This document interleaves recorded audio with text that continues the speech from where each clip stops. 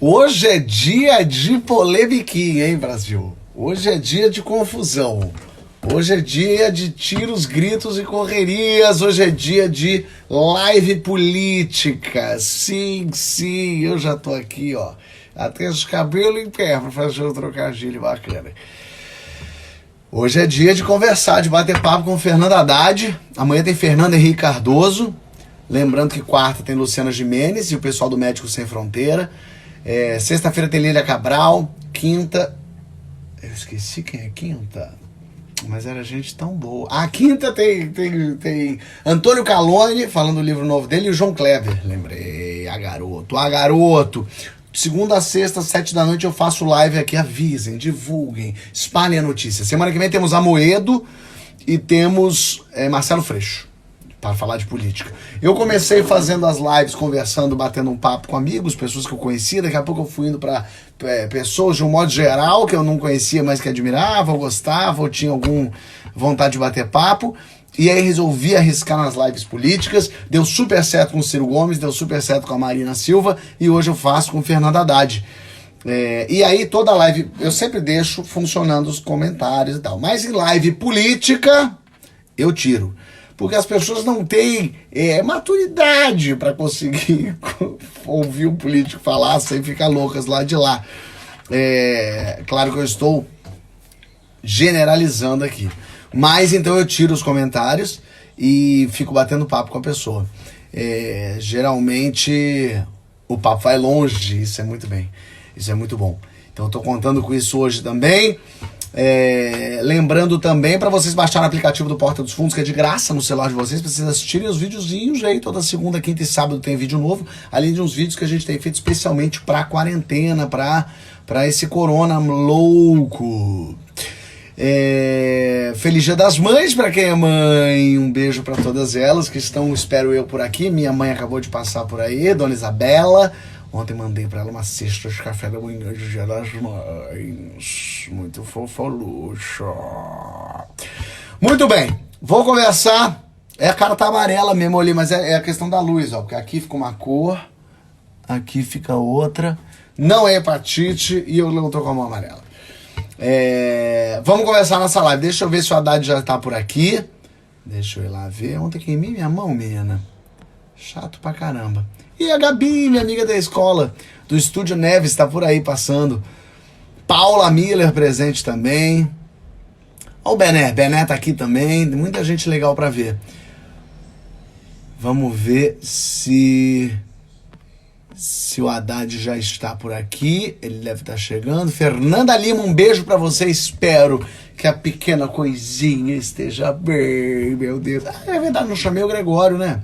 Vou chamar o Gregório pra fazer live. Porque o Gregório tá meio enlouquecido. Ele tá em casa, gravando o Greg News em casa, com a criança em casa, tudo junto em casa. Então eu tô deixando ele também respirar um pouquinho, coitado. Vamos tirar essa sobrancelha aqui. Eu tô no closet da minha mulher, por isso que eu tô nessa luz tão bacana. Vamos lá, já chamei o Paulo Gustavo. Paulo Gustavo já esteve por aqui.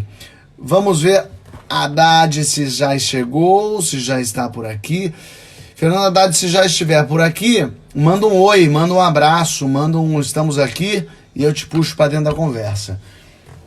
Eu ainda não o vi aqui, se vocês viram, me falem. Eu quero conversar com... o Edmundo, eu tinha combinado com o Edmundo, sabia? Eu tinha esquecido de fazer um dia Vasco, fazer Juninho Pernambucano e Edmundo. Vou puxar a sardinha pro meu lado. Sim. E daí? O que eu posso fazer? Mas o pessoal já tá chegando, ó, tem família, a Flá já tá aí, minha prima. Ele tava numa outra live com o Lula, Então tá bom. Deixa ele tava lá. Como é que se fala? Se abastecendo lá com... Vamos falar de Lula, que lógico, né? Não tem como não falar. Vamos falar de tudo um pouco. Mas deve estar acabando lá, ele aparece aqui. Enquanto isso, a gente fala aqui com as pessoas que estão aparecendo. Lembrando que semana... falei com o Romário também. Romário tinha confirmado, tá? Lembrando que semana que vem a gente tem o Amoedo e o Freixo. Temos também semana que vem Geraldo Luiz. Temos semana que vem Margarete Menezes e Bruno Galhaço. Olha que maneiro. E Maiara e Maraísa. Caraca, semana que vem também tá legal, hein? Isso que tá bacana, essas lives. Olha o Fernando Haddad oficial que entrou. desesperado. Conseguiu tomar uma água, Fernando? Pera aí, deixa eu chamar. Então vou fazer o seguinte, minha gente. Vou chamar o Fernando Haddad para bater um papo com a gente. E nesse momento eu tiro os comentários das pessoas. Vamos lá. Vamos ver o que acontece. Desativei comentários e chamei Fernando Haddad essa conversa. E a contagem é regressiva. Hoje a internet tem estado ruim, sabia? Olá, olá! Fábio, grande prazer em estar com você. Como vai? Tudo bem por aí? Tudo ótimo. E você? Tudo certo. Fazendo muita live? Rapaz, eu estava saindo de uma, não me deixavam sair. E eu tenho um cara me esperando lá, mas consegui. Finalmente estou aqui com você. Que Muita bom. satisfação, fã do teu trabalho, Obrigado. fã do teu time aí em vários ambientes que você circula. Acompanho com muito interesse o humor que você faz, as tuas intervenções. Muito interessante. Muito prazer, Obrigado, viu? obrigado, de verdade. E você, como está na quarentena, está conseguindo se preservar direitinho aí? Rapaz, eu não saio de casa tem muito tempo. Nem sei, perdi a conta mesmo, porque eu vim da Europa, né? Eu estava na Europa com a pandemia lá. Então, quando eu voltei para cá, o meu médico falou: você já entra em quarentena para a gente saber se você veio contaminado, né? Claro. E aí eu passei os 14 dias de lei para saber se eu tinha algum sintoma. Não tinha sintoma nenhum, mas daí entrou a quarentena em São Paulo. Então, engatou uma coisa na outra e eu não saí de casa desde então. Mas estou trabalhando como você, né? Dando aula, palestra, participando de reunião virtual. Então, na medida do que é possível, né? Eu estou com as minhas atividades em dia, mas em casa. Sei. Sempre em casa. Bom, que bom. Pessoas por perto de você, alguém que já pegou corona, você conhece? Assim, gente muito próxima?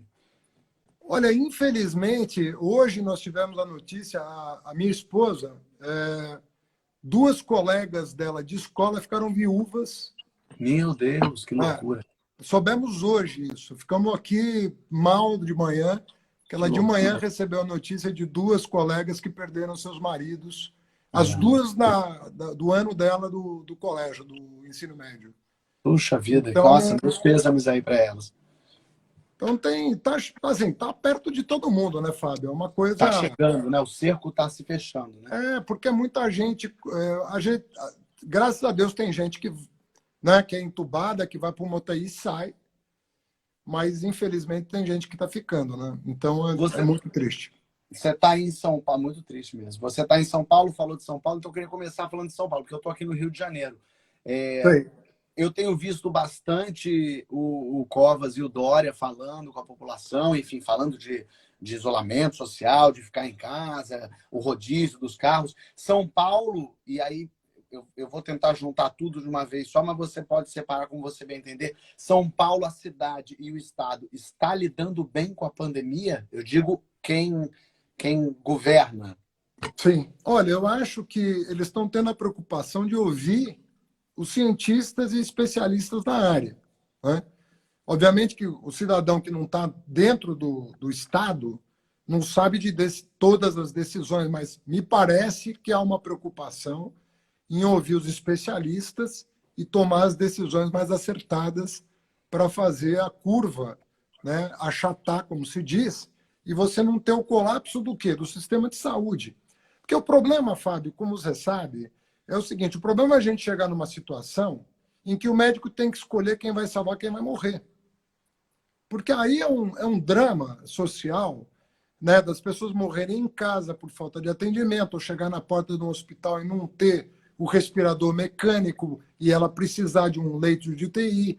Quer dizer, todo o esforço é para que a contaminação tenha um curso em que o sistema possa dar amparo e salvar as pessoas que tenham condições, porque tem gente que vai pegar e, infelizmente, não vai sobreviver. Mas a maioria das pessoas, a grande maioria das pessoas, a quase totalidade das pessoas, se receber o atendimento, escapa, né?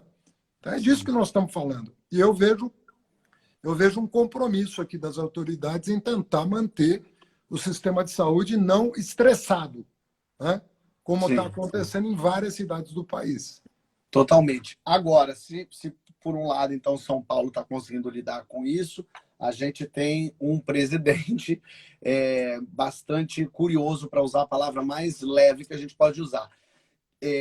Mas, Haddad, que sentimento te bate de saber que esse cara despreparado, nocivo, ignorante, burro, agressivo, que sustenta o ódio, que grita com jornalista, que xinga, esse cara ganhou de você?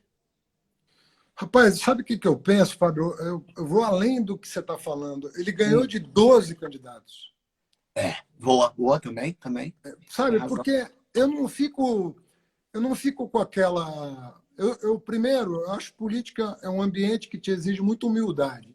Você tem que entender que os contextos são complexos, as pessoas não detêm todas as informações para poder fazer as suas opções. Às vezes, um partido como o meu está numa situação mais difícil, e aí se recupera. E aí tem uma dinâmica política com a qual você tem que saber lidar até para sobreviver nela, porque não é uma atividade comum, é uma atividade que exige couro, quando eu digo é couro mesmo, couro grosso, paciência, disciplina, exige muitos atributos.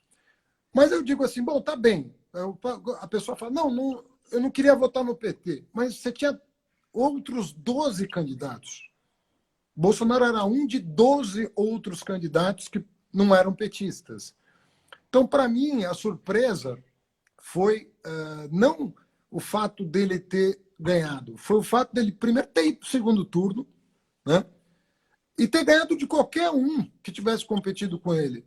Porque eu, sinceramente, te falo isso, eu votaria em qualquer um que estivesse disputando com o Bolsonaro o segundo turno. Como até brinquei com os meus alunos outro dia, eu falei, se pela glória do nosso Senhor Jesus Cristo, o Cabo Daciolo tivesse ido para o segundo turno, eu teria votado no Cabo Daciolo. Mas você não. Foi a eleição onde as pessoas não votaram necessariamente no Bolsonaro, elas votaram contra o PT.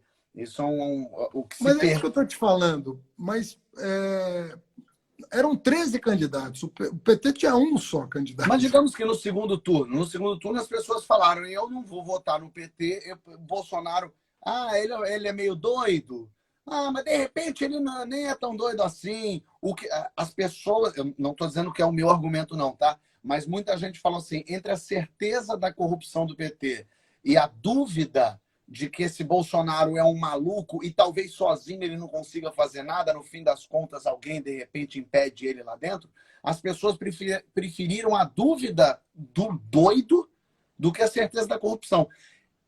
Eu, Isso, eu não acho isso. Eu vou te explicar por você que não eu acha não que as acho. pessoas pensaram nisso? Não. Eu acho que tem gente que pensou, claro. Mas o que eu quero te dizer é o seguinte: primeiro, assim, a evolução das investigações levou à conclusão, pelo menos das pessoas que acompanharam mais de perto, é óbvio que uma parte da imprensa jogava muita luz no PT. Mas se você fizer a conta, o que as investigações demonstraram? Que no sistema político, em todos os partidos, você teve problemas de financiamento eleitoral. Eu vou te dar um exemplo que, assim, como você está falando do PT, eu quero dar um contra-exemplo para mostrar que a coisa é mais complicada do que parece. Você, durante a campanha de 2018, você teve a prisão do governador do PSDB do Paraná, a prisão do ex-governador de Goiás do PSDB, a prisão do governador do PSDB de Minas Gerais. Ou seja, do PSDB você teve 3 governadores presos durante a eleição de 2018. Então, às vezes a gente fala muito de PT, mas eu acho que o correto, e acho que a evolução das coisas permite dizer isso, você tinha problemas em todo o canto de financiamento eleitoral. Tinha problemas. Tinha gente que não se meteu com confusão, teve gente que se meteu com confusão, independentemente de ideologia. Ou você acha que o partido ao qual pertencia o Bolsonaro, o partido do Bolsonaro era o PP do Maluf. Então, imaginar que alguém que participou do PP do Maluf Eu não estou dizendo que ele, mas não é possível imaginar que o PP não tivesse problemas de... Como, aliás, a Lava Jato demonstrou. Então, você não tinha partido incólume. O que você tinha, em financiamento eleitoral, teve gente de todos os partidos que cometeu, que fez coisa errada, e teve gente de todos os partidos que não fez. Muitas vezes, não era corrupção, no sentido técnico da palavra. Eram outros ilícitos que não são tão graves quanto a corrupção, mas que devem ser punidos porque são previstos em lei. Então, o que eu acho é que a evolução do quadro hoje nos permite dizer o seguinte: nós tínhamos um problema sistêmico, teve gente que graduou, mas errou mais grave ou mais, não importa, a legislação diz que aquilo não pode, então você não pode fazer. E teve gente, e isso também vale para todos os partidos, que não cometeu nenhum ato ilícito durante a sua vida pública.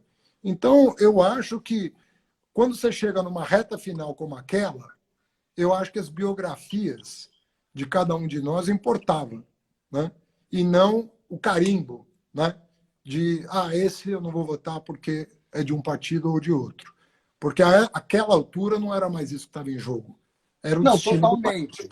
Mas você está falando uma coisa agora, assim, todos os partidos têm, eu concordo 100%, realmente todos os partidos têm, mas o seu lugar de fala é o PT. Claro, É dele eu que não você tô... pode falar, e logicamente no PT teve um monte de casos de corrupção, a gente sabe disso.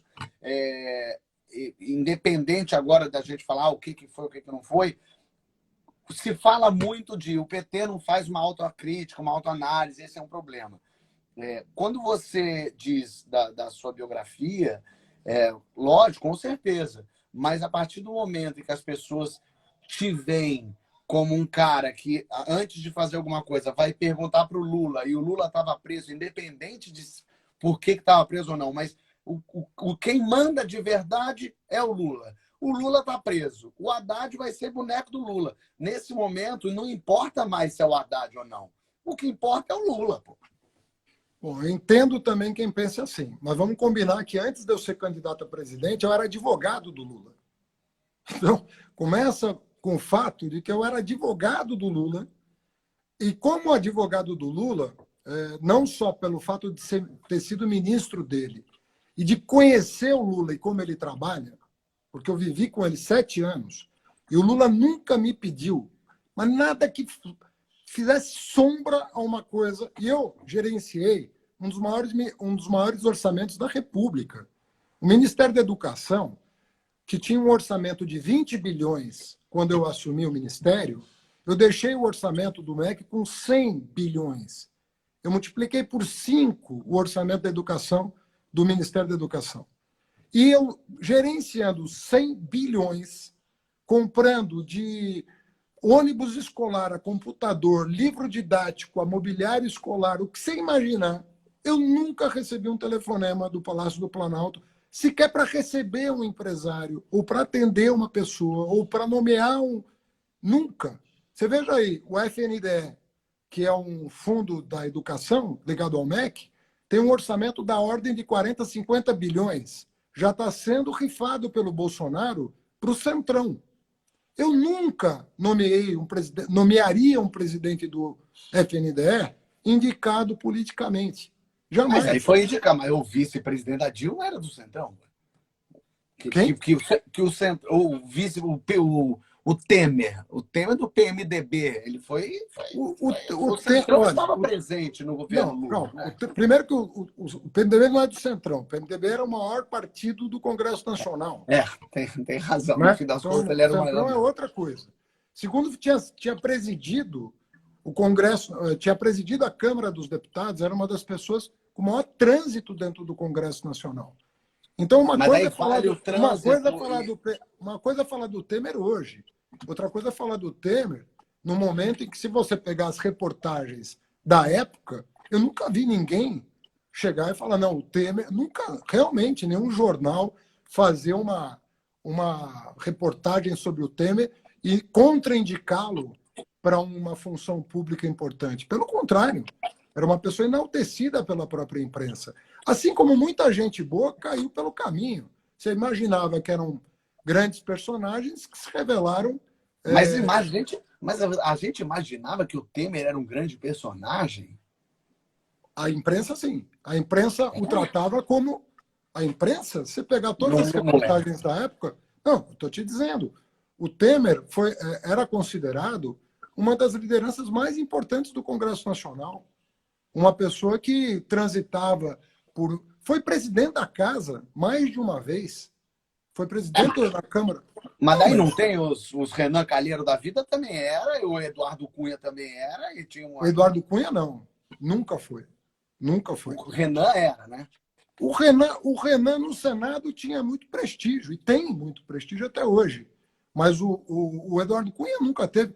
Olha, não é muito distante a imagem que tinha o Temer da época do que o tratamento que o Rodrigo Maia recebe hoje da imprensa é muito parecido com o tratamento que o Temer recebia à época. É?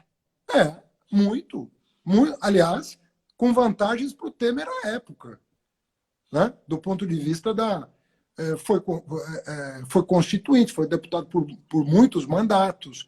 Enfim, eu não estou querendo aqui, eu só estou querendo dizer o seguinte, as coisas se revelam no processo. Né? Então, quando eu ia ao Lula, eu era advogado do Lula, e eu fui escolhido para... Olha, o PT tentou que o Ciro fosse vice do Lula e assumisse a cabeça de chapa caso o Lula não pudesse ser candidato, caso fosse cassado. O Jacques Wagner, 2 dias antes, foi domingo, na sexta-feira foi sondado para ser o candidato do PT. Eu vinha saber que eu era candidato do PT no domingo, dia 5 de agosto, que eu ia ser candidato a vice, porque nem a presidente estava definido. E até aquele momento eu era advogado do Lula, sou advogado dele, continuo acreditando que o Supremo Tribunal Federal vai julgar a suspeição do juiz Sérgio Moro. Eu li aquele processo de trás para frente, não achei um único indício de corrupção, de alguém do Lula ter sido locupletado com uma troca de apartamento e uma reforma de um sítio que nem dele era, né? Ou seja, eu estou convencido de que a verdade vai ser restabelecida. Eu não estou obrigando ninguém a acreditar em mim, porque isso não existe. Agora, se eu achasse diferente disso, eu ia chegar e falar, olha, eu estou fora, eu vou para outro canto, ou saio da vida pública, ou eu vou para outro partido, porque não dá para o presidente de honra do meu partido ter recebido um apartamento mequetrefe daquele como corrupção. Se eu acreditasse nisso, você pode ter certeza que eu não estaria nem no PT e talvez nem na vida pública. Mas eu não acredito que isso tenha acontecido, Fábio. Eu digo para você porque eu sei que eu estou falando, assim, um cara que está falando... Alguém pode estar me ouvindo agora e falar, esse cara é louco, esse cara não sabe do que está falando. Mas uma coisa, eu quero que as pessoas que estejam me escutando acreditem. Eu estou falando com o meu coração. Eu li aquele processo mais de uma vez. Eu conheço ele de cor. Ali não tem prova. Em nenhum dos 2 processos pelos quais o Lula foi condenado, não há provas de que o Lula recebeu uma vantagem em troca de um favor que ele tenha feito para qualquer pessoa. Ali não tem. Agora, podemos descobrir alguma coisa. Agora, a história ela vai ser contada. O Intercept já começou a contar essa história. Nós vamos saber essa história. Um dia ela vai vir toda à tona, como nós sabemos de 64 o que aconteceu, como nós sabemos em 45 e em 54 o que aconteceu. Nós sabemos a história. Ela vai ser contada, a verdade vai vir à tona.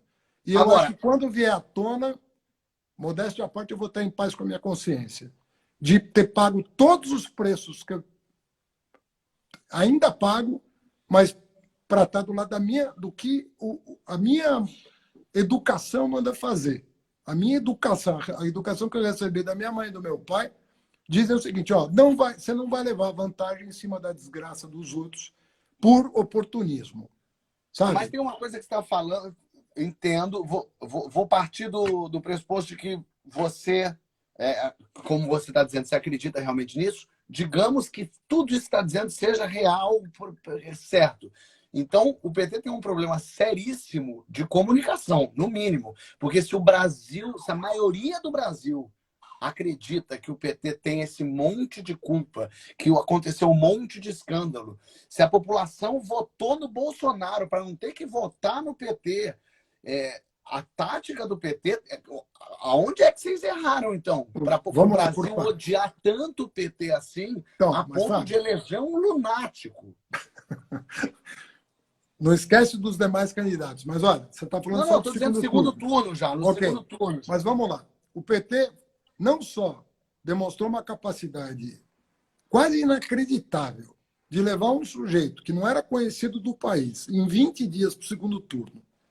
E se não fosse a fake news, que o Bolsonaro derreteu de fake news as redes sociais, eu não sei se ele levava. Eu, sinceramente, não sei se ele levava. Porque se você tirar o público evangélico, que era o alvo do Bolsonaro em cima das fake news, em quem não era evangélico foi pau a pau. Quer dizer, o que desequilibrou foram as fake news em cima do povo evangélico, sobretudo no estado dele, onde nós fomos dizimados, sobretudo no estado do Rio de Janeiro. Então, eu não sei se ele levaria sem ter tomado aquela facada, sem ter dramatizado aquilo. E, óbvio, ele, né, liderava as pesquisas sem o Lula, a imprensa cobriu, ele não tinha tempo de TV e começou a decolar. E no segundo turno veio aquela bomba das fake news em cima da Manuela, em cima de mim, né? As maiores baixarias que você pode imaginar contra a minha família, uma coisa horrorosa, e deu Bolsonaro. Agora, o PT demonstrou uma capacidade de enfrentar a situação, fez um candidato com 20 dias ir para o segundo turno com quase 30% e terminar a campanha com 45%. Pô, um ilustre desconhecido, pô. Eu era prefeito de São Paulo, tinha sido prefeito de São Paulo, um prefeito de uma cidade, de repente virar um nome nacional. Isso é a força, na minha opinião. Agora, O tem um Bolsonaro problema. era deputado. Agora, Fábio, tem uma coisa assim, quando você identifica um problema, pega o cara e pune, por exemplo, o Palocci, réu confesso, pegou cana, teve que devolver o dinheiro, acabou, zerou. O cara tá fora, o cara tá em outro, sabe? O cara não entendeu o país em que ele mora, as obrigações públicas que ele tem. Então o cara se desviou. Eu não tenho nenhum compromisso, né? Agora eu falo do que eu sei. Fui e sou advogado do Lula, eu sei do que eu estou falando. Agora, a história pode me desmentir? Pode ser. Pode ser que apareça um elemento que eu desconheça. Agora, o que eu estou te dizendo é com a maior boa-fé do mundo.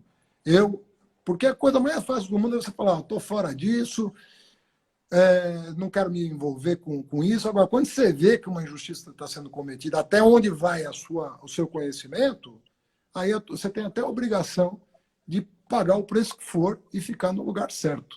Mas e eu nem condeno quem pensa diferente. Você veja que quando você me perguntou, eu falei, tinham outros candidatos, eu acho que as pessoas tinham todo o direito de buscar alternativas, eu entendo que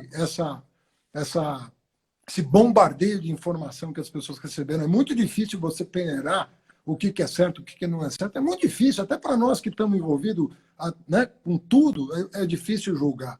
Então, eu fico imaginando para o cidadão que tem suas atividades, tem sua família. Não é brincadeira. Agora, eu acho, vamos ver o desenrolar das coisas, vamos ver até onde a gente vai, né, com a verdade. Se nós formos a fundo, eu tenho a quase convicção de que a história vai me dar razão, como há muitos que permaneceram no mesmo lugar. Eu entendo o seu posicionamento e para onde você está e de onde você está olhando. Mas você não acha que você está dentro de uma bolha petista, onde, não, eu sei que todo mundo é inocente, todo mundo não, mas eu sei que, por acaso, o Lula é inocente, eu sei que as pessoas são inocentes, e fomos até bem, porque conseguimos lançar ao mesmo tempo que o país está completamente dividido entre Lula e Bolsonaro, entre petistas e antipetistas, gerou essa polarização que até foi, em algum momento, PSDB, PT, enfim, mas nunca me parece, talvez, vendo de agora, nessa força, mas a sensação que me dá, e o que eu ouço muito dizer de quem está de fora, e não necessariamente de quem é Bolsonaro, não, mas quem é antipetista, eles estão lá dentro da bolha deles e não olham para o Brasil e o que o Brasil está dizendo. Porque, ao mesmo tempo, se vocês tiveram 45% de votos lá na eleição, no segundo turno, também teve muita gente que votou. Eu, por exemplo, não votei no Bolsonaro, mas eu não queria votar no PT. Mas não tinha outro, na minha cabeça não tinha outro jeito. Ou votava num sujeito oligofrênico, ou eu votava no PT e torcia. Eu gosto muito de você, gosto muito da Manuela, e falei, vou votar na pessoa, eu não acredito em partido. Mas eu votei no PT com dor, pensando, a resposta que eu vou dar para o Brasil eu não estou nem aí para os casos de corrupção, não estou nem aí para o que está acontecendo, eu quero o PT de novo no poder. Foi com muita dor que eu votei no PT. Não em você e não na Manuela, mas no PT.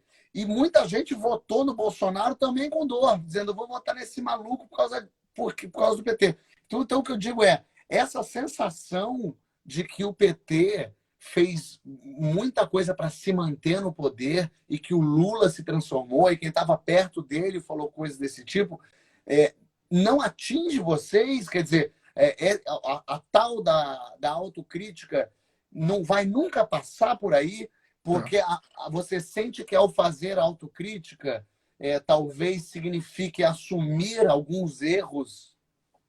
Olha, eu até te agradeço essa pergunta, acho muito legal a forma como você coloca, mas obviamente você talvez tenha lido uma ou outra entrevista que eu tenha dado, um ou outro texto que eu tenha escrito, mas eu sou uma pessoa que atuo publicamente. Eu sou colunista da Folha, eu dei dezenas de entrevistas para a Folha de São Paulo, eu escrevi um texto alentadíssimo na revista Piauí, com depoimento sobre tudo que eu achava da política em 2017, que virou capítulo de livro. Se você olhar as minhas coisas, você vai ver que está recheada de reanálises, de autocríticas, de ponderações que eu faço ao longo da história do PT. E o primeiro ensaio que eu escrevi, dizendo quais os riscos que o PT corria, foi antes da posse do Lula. E eu dizia, o risco do PT na formação da maioria no Congresso. Porque o país é patrimonialista, o país não tem uma separação clara entre esfera pública e esfera privada. Isso é histórico no Brasil, não é de hoje. Isso tem, desde do descobrimento, nós temos esse problema de uma falta de maturidade do Estado brasileiro, história congênita mesmo. E isso é um maior problema porque nós não temos maioria no Congresso. Nós temos 50, 60, 70 deputados. O número mais elevado que nós tivemos foi 90, em 500. Então, como é que nós vamos fazer um governo de coalizão? Eu falava, esse é o nosso calcanhar de Aquiles. Se a gente não tomar cuidado, a gente vai ser engolido pela máquina. Então, os meus textos, até de alerta a problemas que poderiam surgir, são antigos, próprio da minha atividade de professor. Eu sou docente de ciência política, ou seja, eu tenho que estudar esse tipo de coisa. E você achou que o PT foi engolido pela máquina? Mas não tem dúvida, porque é o seguinte, a questão essa fragmentação partidária que nós temos no Brasil, que é uma das maiores do mundo, faz com que tanto o PT quanto o PSDB, quando ganhavam a eleição, eles, para compor maioria, têm que sentar para conversar com os deputados que foram eleitos, porque eles foram eleitos tanto quanto você. Você tem voto, eles têm voto. Só que eles têm lá, dos 513, você precisa de 308 para aprovar uma emenda constitucional. E aí, como é que você faz? E aí as negociações são sempre muito tensas, muito tensas. E a busca de ocupação de espaço nos governos. Você vê o Bolsonaro aqui dizendo, eu não tenho nada com isso, eu não tenho nada com o sistema. Ele está caindo no colo de quais partidos agora para evitar o impeachment? Ele está caindo no colo dos partidos do Centrão para evitar o impeachment. Porque ele sabe que já cometeu crime de responsabilidade, ele sabe que o prestígio dele está caindo em função das irresponsabilidades dele na condução do país, ele sabe que as coisas estão complicadas, onde ele vai buscar respaldo? E agora os milicos aí ligados ao Bolsonaro, que eram todos empolados, dizendo que não, com a gente não, estão dizendo, não, o Centrão tem voto, o Centrão são representantes, e tem mesmo. As pessoas que estão lá no Congresso Nacional, alguém votou. Quem votou lá foi o voto popular. O drama, Fábio, o drama do Brasil é o seguinte: como é que você governa com um tal nível de fragmentação parlamentar que você tem hoje? Como é que você coloca um plano? Eu fui prefeito de São Paulo. O prefeito de São Paulo tem que conversar com 55 vereadores. E já é difícil compor maioria. Imagina você 513 com 30 partidos representados.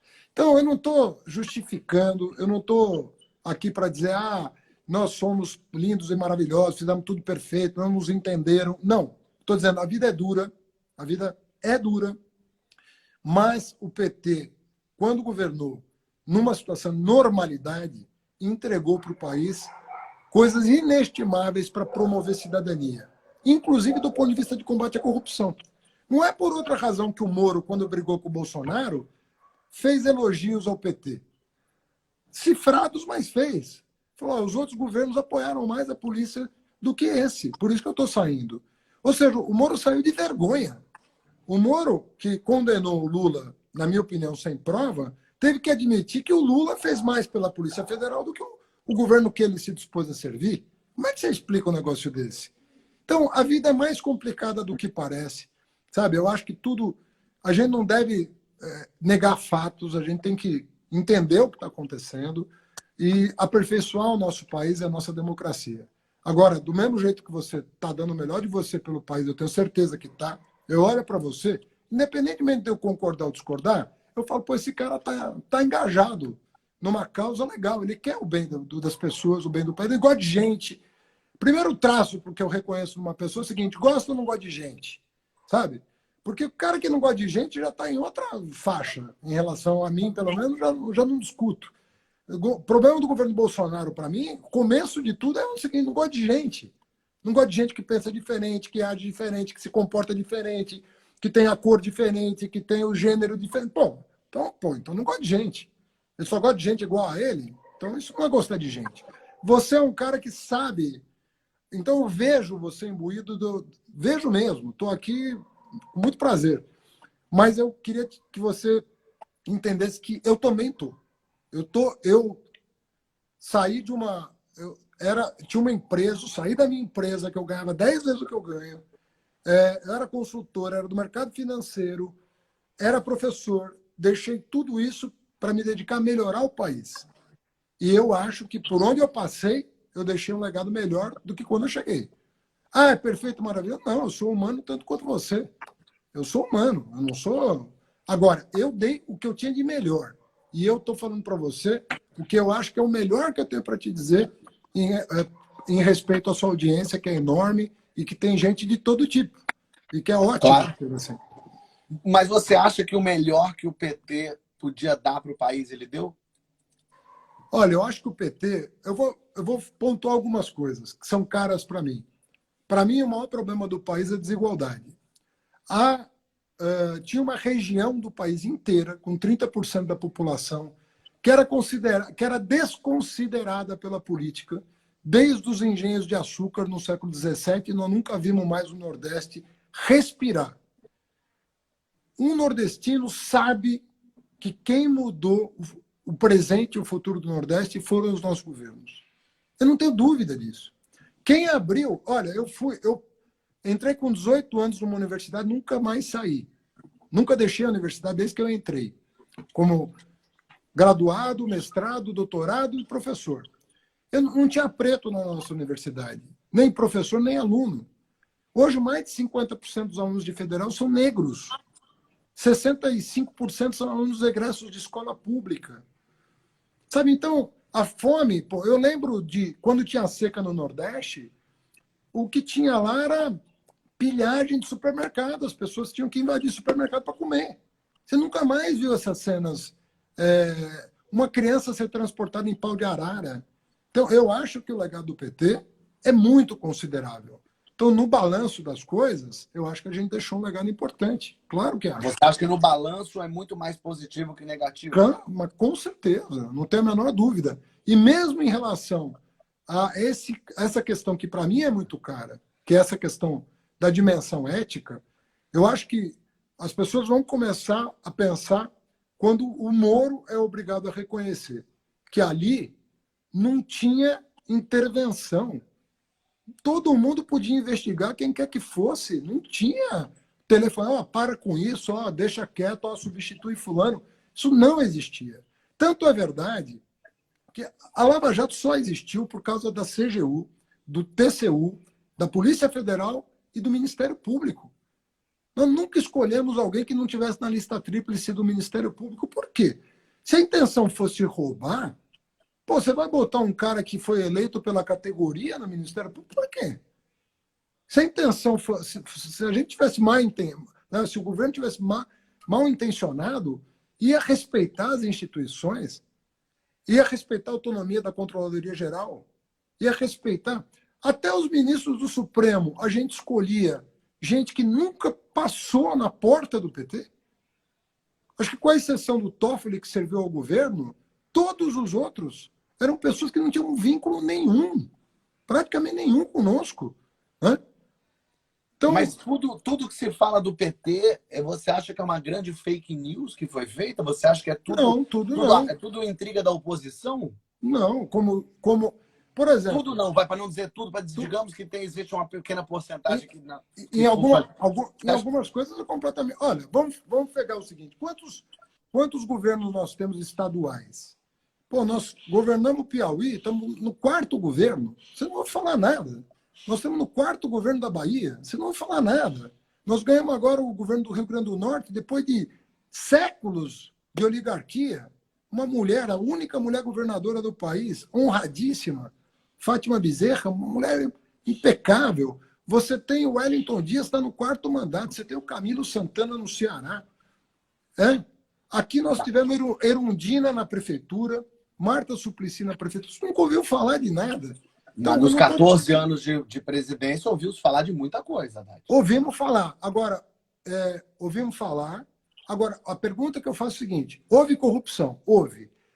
O PT, o governo enquanto tal, ele se envolveu para evitar que se chegasse à verdade completa. Nós governamos o país até 2015. Qual foi a atitude da Dilma, por exemplo, no sentido de fazer qualquer substituição ou qualquer manobra, no sentido... Quem demitiu os diretores corruptos da Petrobras não foi a Lava Jato, foi a Dilma em 2012.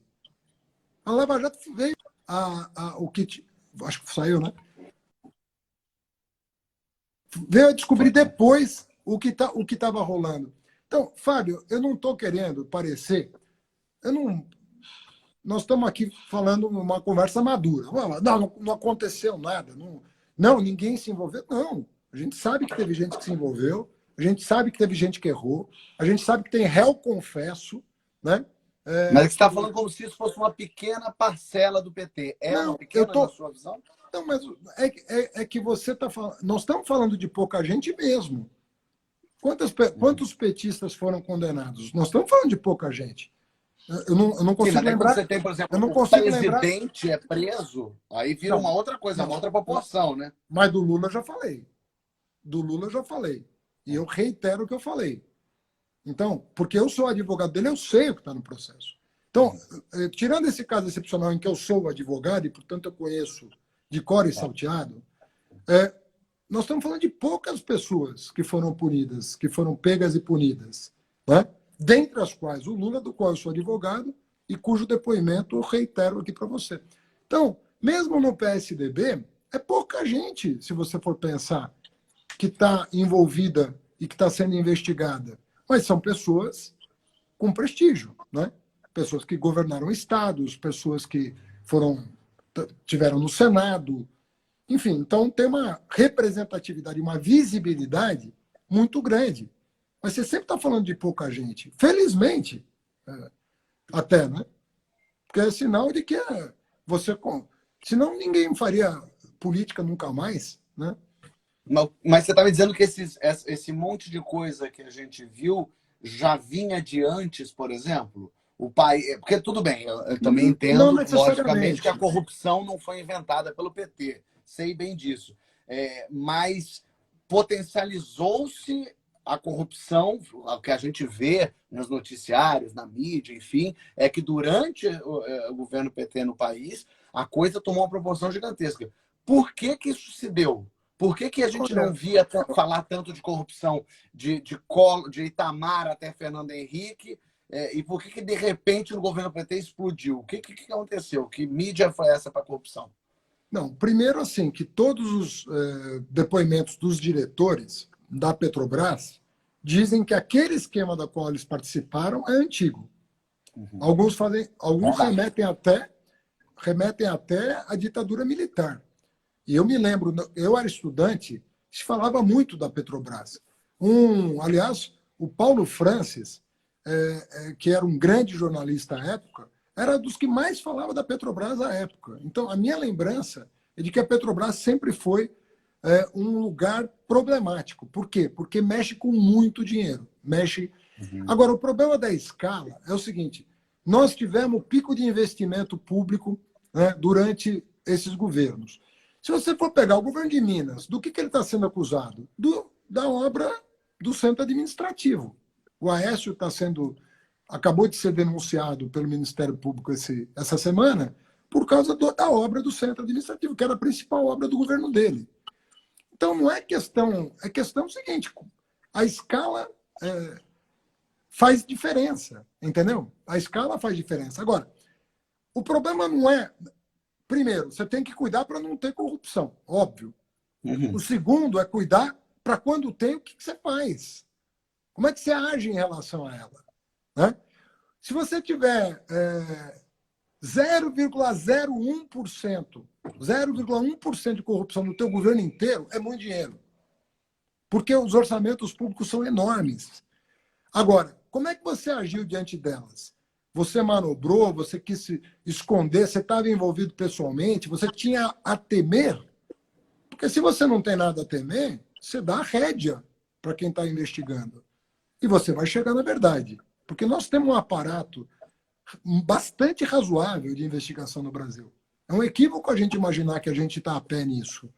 Nós temos condições, nós temos uma Polícia Federal que foi muito equipada nos nossos governos. Muito equipada. Isso é dito...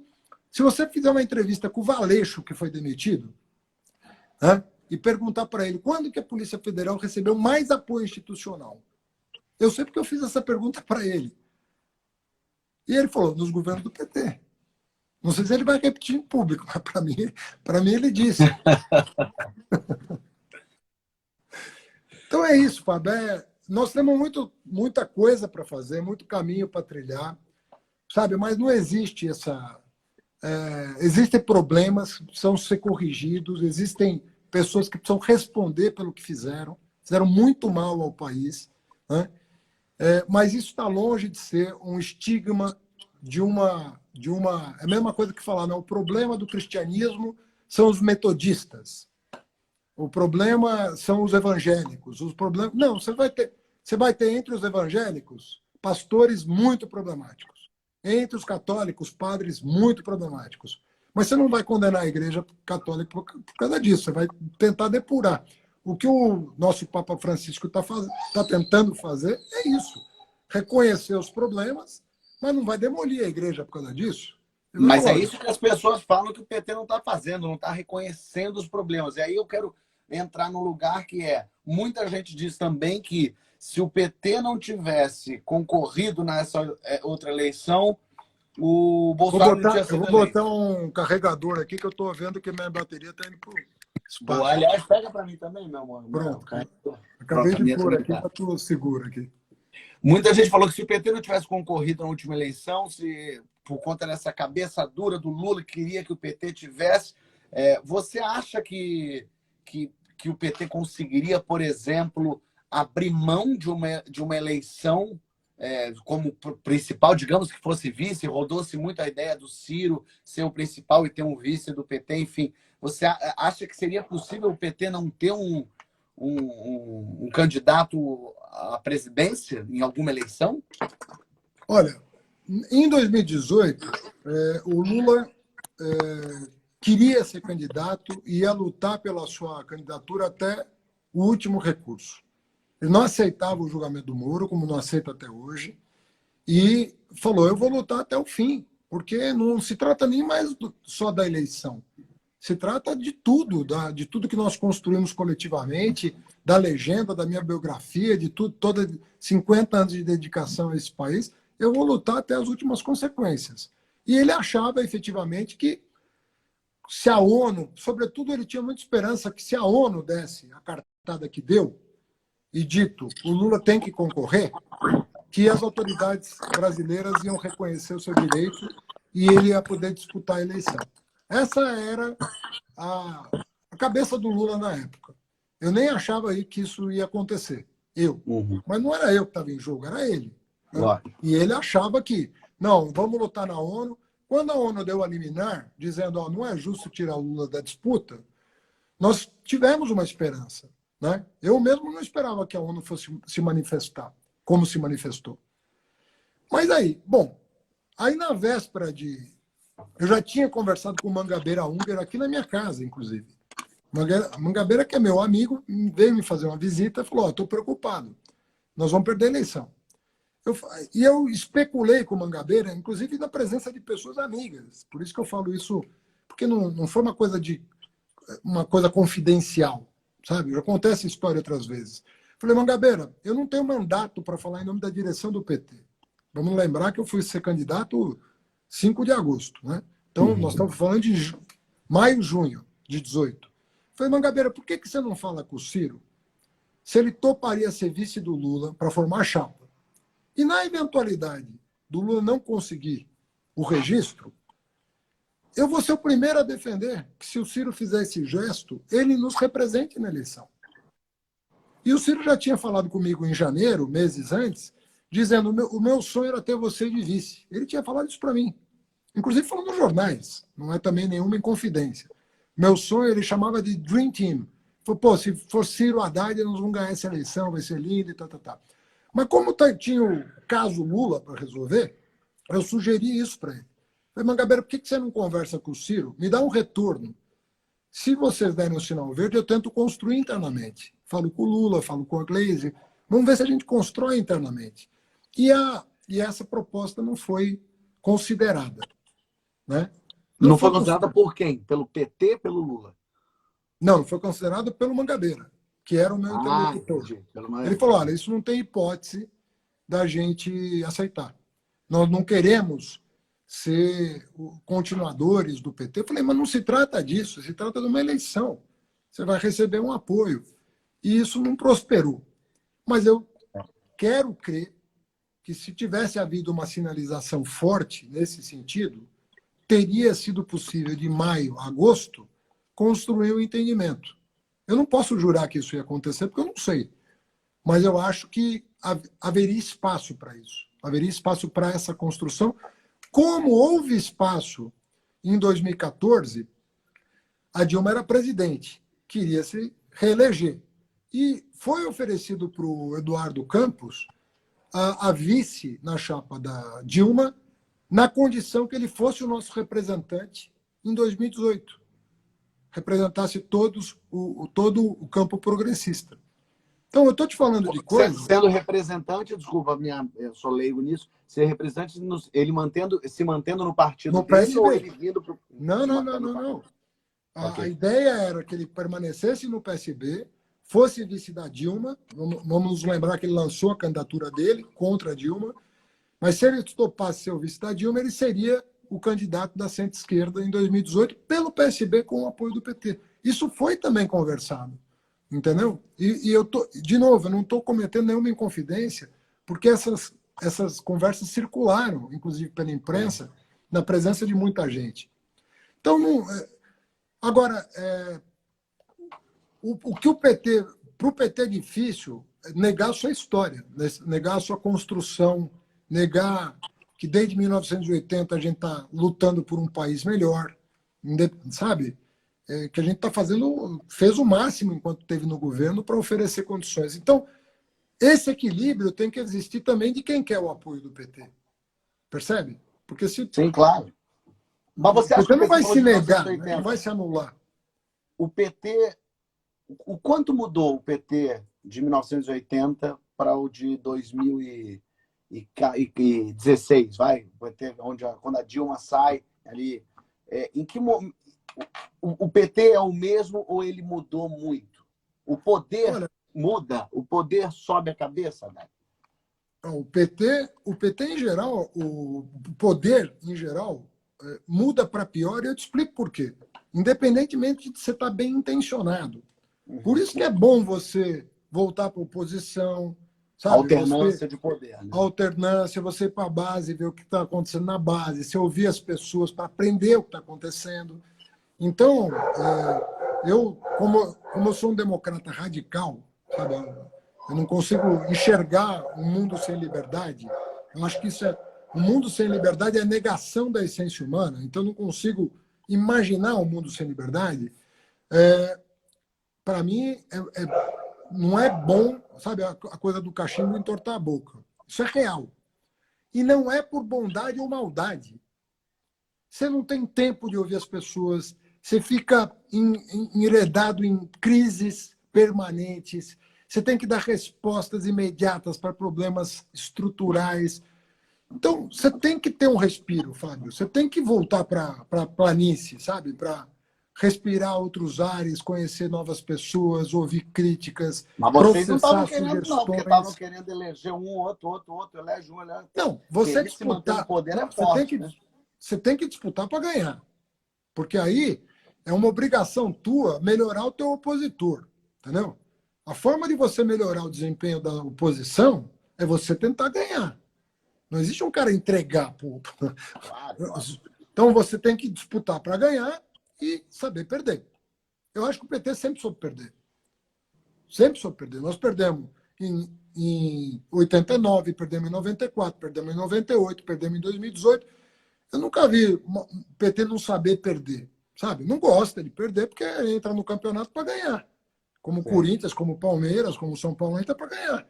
Mas sabe perder. Eu acho que nós sabemos perder, porque o PT, ao contrário dos partidos tradicionais da esquerda longínqua, o PT nasceu do moderno sindicalismo, das comunidades eclesiais de base, da universidade. O PT nasceu respirando liberdade. Então, ele tem um compromisso com essa... Então, ele sabe perder. Né? Mas aquela coisa de ter mudado, você acha que mudou? Você acha que o PT... Não. Quando eu digo mudar, né? Assim, claro, todos mudamos, nos adequamos aos novos tempos. Eu quero dizer no sentido mais eu de acho que muda a sua essência. Eu acho que você perde um pouco do tato, você perde a química que garante uma troca mais intensa com a sociedade. Você fica muito tempo no poder, tem esse problema. Então, voltar é uma coisa boa. Mas também tem um lance que eu queria explorar um pouco com você, que é a sociedade mudou muito também. Muito, muito, muito. Aquela sociedade dos anos 80, sabe, ela também se transformou. Né? Você tem fenômenos novos com os quais você sabe lidar pouco. Você tem novas igrejas surgindo, novos credos surgindo. Você tem um compromisso com a democracia menor. Você teve uma crise em 2008 mundial que mudou os paradigmas. No mundo inteiro, líderes populistas de direita emergiram. Você tem tensões nacionalistas mais intensas. Você tem o recrudescimento da intolerância. Então, aquela quadra, nós sabíamos lidar melhor com ela. O fim da ditadura, o começo da democracia, as liberdades. Nós estamos vivendo um quadro histórico diferente e eu acho que nós não temos os elementos todos para saber lidar. Nós vamos ter que aprender a lidar com eles, porque ficou mais complexa a sociedade. Até o mundo do trabalho mudou demais.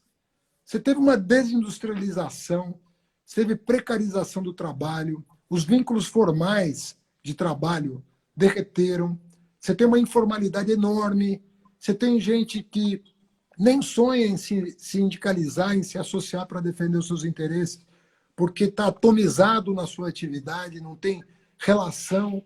Você tem um outro padrão de comunicação que não é mais TV e rádio, que é rede social, que é outro perfil. Você tem uma segmentação de públicos que você não tinha na época das grandes audiências. mudou muito a sociedade. Então o PT mudou, porque ficou muito tempo no poder e isso acaba prejudicando a sua relação com a sociedade, você perde aderência, mas também a sociedade mudou, o que agrava o primeiro problema. Porque se a sociedade não tivesse mudado tanto, talvez a gente, tendo mudado um pouco para pior, não tivesse se descolado tanto. Mas a sociedade mudou muito. Então, tem sido bom. Eu voltei a ler muito mais do que eu... Imagina, eu passei 20 anos da minha vida, pelo menos 4, 5 horas por dia, dentro de uma biblioteca, fazendo graduação, mestrado, doutorado. No governo, você lê relatórios, é outro tipo Não de dá. texto. Imagino. Deixa eu te falar um negócio. O Instagram vai cortar agora. Eu vou sair e vou voltar só para a gente finalizar, pode ser? Mas eu Porque o saio Instagram também? vai sair, porque automaticamente com uma hora ele corta. Tá. E daí eu volto E aí de novo. eu saio e volto em 1 segundo. Para quem está Pronto. acompanhando também, voltar para seguir a gente. Para a gente bom. finalizar. Peraí. Vamos lá. Muito bem.